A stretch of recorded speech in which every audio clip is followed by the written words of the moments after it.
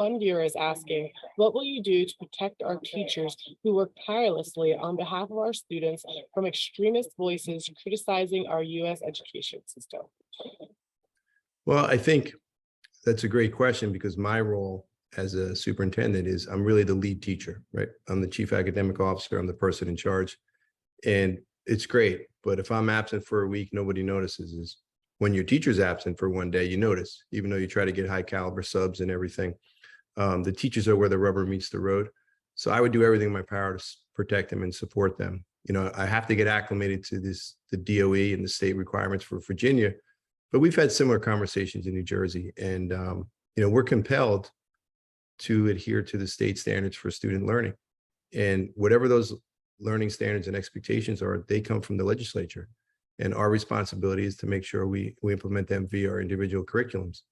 And the teachers are the ones that know the children, know their capacity to understand information at each grade level, right? Elementary students are very different conversations with teachers than high school students. And we have to trust in their capacity as professionals. They're certificated professionals that know how to interact and deliver the curriculum, as we're required to do and as it is Board of Education approved. So I would do all in my power to 100% support them. And if parents, again, I have to get acclimated to what the Virginia Department of Education and state requirements are, and I will. But in New Jersey, if we're talking about sensitive subjects for parents, they always have the right to opt out. That I don't want my child to do this. Can he do an alternate or she do an alternate assignment?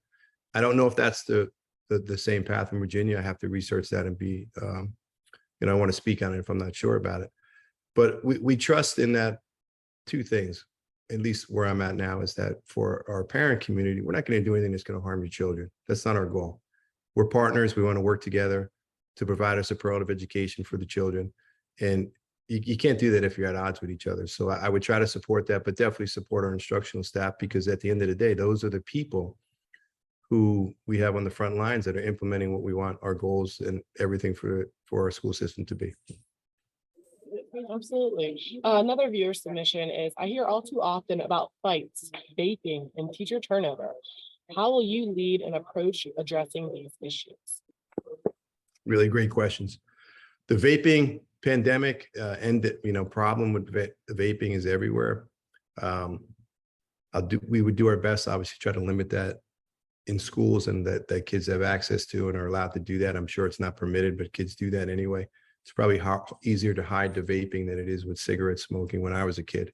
But education and being proactive and helping students understand that, hey, this isn't harmless, because you're not lighting up a Marlboro like we used to 30, 40 years ago. It's still dangerous to you. Not only the addiction with the nicotine, but the other chemicals that you get with that. So try to be as proactive as we can in getting students information, because at the end of the day, the child's making that decision, right? And the parents provide their foundational education. We try to support that and provide knowledge for the children too on what's appropriate and what's in their best interest and what's not.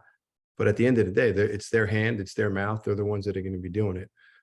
So that's that. In regards to fights and aggression, as I mentioned earlier, what I found is often children, they're not equipped on how to mitigate conflicts. We work with developing human capital. There's 10,000 students approximately in Montgomery County Public Schools, right? Another 1,500, 2,000 employees.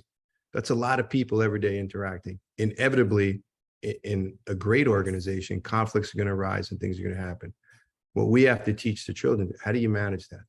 How do you mitigate when a conflict? If your only resource is, fight or flight, that's what you're going to do. So I think there's a lot we can do to be proactive and try to teach children the appropriate skills that don't lead to the violence that we're seeing. And we're seeing it here in New Jersey too. And we're trying really to provide the services and the supports for the children so they don't have to resort to that in order to solve, whatever problems they're having. And so far, I knock on my wooden table here, it's better than it was last year for us now. It's only a couple weeks into the school year for us. We didn't start till September 6th or so. I know you guys started much earlier.